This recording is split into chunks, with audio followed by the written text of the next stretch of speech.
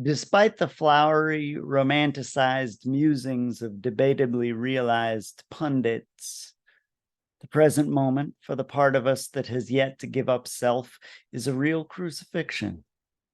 The truth is, the entirety of our incarnation is a cross to be borne. Many who've longed to accept this have failed to, and it throws us back on the shockingly conditional nature of our own acceptance. Jesus didn't say life is suffering. That was Buddha. There's a beautiful depiction, though, of Gautama weeping, and it scatters all the words.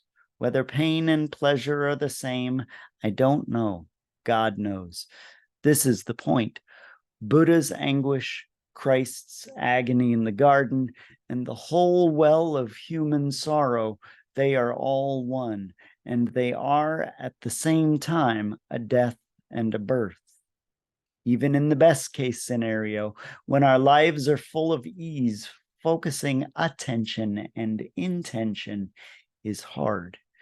And when the day is bigger than we are, when our attachment to pleasure and aversion to pain dictates way too many of our responses, when making healthy moves in the direction of change leads too often to overdoing it, at times like these, urging attention and intention to receptivity is well nigh impossible.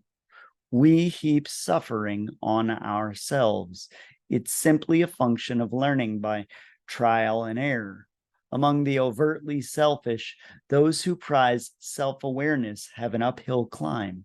To give up willfulness, to be willingly present, and to use the spirit's energy skillfully. In the entire history of human awe, this has always been a cosmically unreasonable ask, but no matter how overwhelming the whirlwind, the indwelling Trinity is not receptive to feedback. The dance of the triune mystery, in which all things will be taken up, renders logic nonsensical. To the pure, all things are pure, and to the still, the quiet mind of Christ speaks clearly. Remain in me, it says. If you remain in me and my words remain in you, ask what you will, it will be done for you. Satan, that unholy trickster, forgot to mention that the cost of indulgence was incarnation and suffering. Though our liabilities cry out from the ground, we have spent too long saying, I am not that, and it spiritually deadens us. Christ, who recapitulated all things, forgot to mention that hearing the stone's silence in the here and now will cost us our entire self. We have too often looked at our cravings and attachments and said, I am that, so that the way of life is always elsewhere. Christ's yoke is a burden that becomes increasingly lighter only as we identify less with the self that is carrying it. Eventually, I am what I am becomes a word we can speak without moving our mouths. Maharaji threw 100 rupee notes into a fire, watched them burn, then pulled fresh 100 rupee notes from the flames, saying, all the money in the world is mine. This is the cosmic humor of the cross as well. Those who remain in Christ have nothing to ask for and persecutions besides. He has increased, they have decreased, and when Guru and devotee are one, Christ will give all things over to the Father, and all things all at once are emptiness and fullness. Even now, many of us who are on the way have yet to see.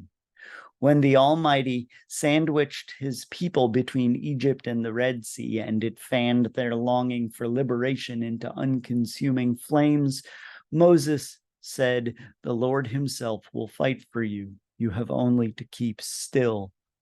The teacher said, you will long to see one of the days of the Son of Man, and you will not see it.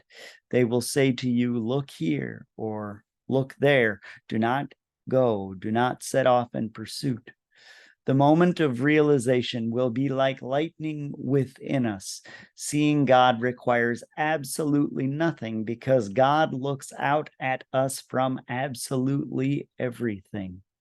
Learning that non-doing is the only thing worth doing is the start of transformation, not its end. But his disciples are right, who say, as it is before enlightenment, so it is after. Before, it was us chopping wood and carrying water. Now the wood is chopped, the water is carried, but we know not by whom. Whether we like it or not, all flesh shall see it together. Silence, stillness, and patience will always be a position of tension. The word says, give up self, take up your cross, and follow.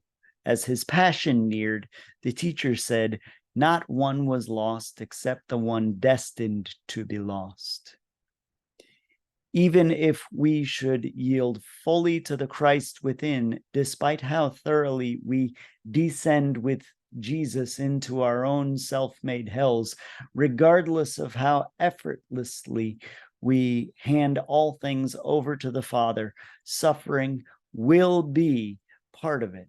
We will struggle until the day we realize that the one destined to be lost blinks back at us dimly and from the best of mirrors. The teacher's salvation is not an exemption from struggle. It's a use of struggle to troubleshoot how mentally absent we are. At different times, Jesus said both, the Father and I are one, and Father, why have you forsaken me? The whole time he was using the Father's presence or absence to gradually accept his own woundedness. In the end, he didn't have to call out to the Father. He could just appear to his apostles, say, these are my wounds, and allow them at least to be seen, if not painfully probed. No defense was needed. So the mind may prattle on about the absence of God, but what the Spirit shows us is that the denial's our own. We don't require an idea of self to just be. Craving doesn't help us admit our needs. Getting caught in cycles of desire and fulfillment doesn't help us face our woundedness, admit our vulnerabilities, or keep ourselves safe. But we can sit still. We can listen, breathe, and get grounded in sensation. We can grow the skills to treat suffering with the same openness as pleasure and choose our responses with growing deliberateness.